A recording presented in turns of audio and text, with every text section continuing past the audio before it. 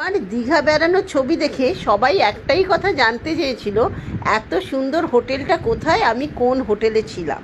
সেই হোটেলসের ডিটেলস দিয়েই এই ভিডিও। আগে লোকেশনটা বলি, একদম যে ব্যারিস্টার কলোনির ওখানে সিহক্স আছে একদম তার পাশেই ওই দেখো দূরে সমুদ্র দেখা গেল। হোটেলের নাম প্রীতি ভিলা রিসর্ট। এই যে এটা আমরা রিসর্টের ভিতরে প্রবেশ করছি, এই যে ছোট বাংলোর মতো দেখছো এখানেই আমরা ছিলাম। আর এইটা হচ্ছে নিচের পার্কিং।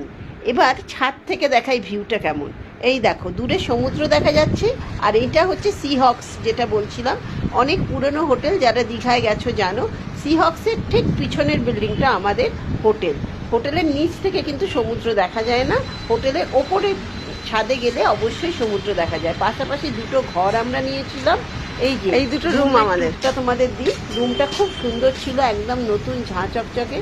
প্রত্যেকটা জিনিসই ভালো ছিল, হোটেলের সার্ভিসও খুব ভালো ছিল। হোটেলের এই যে কার্ডটা দিয়ে দিলাম, তোমরা চাইলে যে কেউ যোগাযোগ করে যেতে পারো। হোটেলের মালিক বিজয়বাবু ভীষণ ভালো।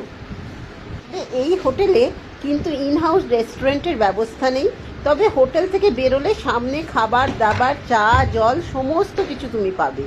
সমুদ্রও একদম কাছে, এবং এখানে থেকে আমার এটাই মনে হয়েছে এটা হোটেল কম নিজের বাড়ির যেন একটা বাংলো আছে, সেখানে এসে যেন দিন কাটাচ্ছি। ভীষণ শান্তিতে কেটেছে কটা দিন।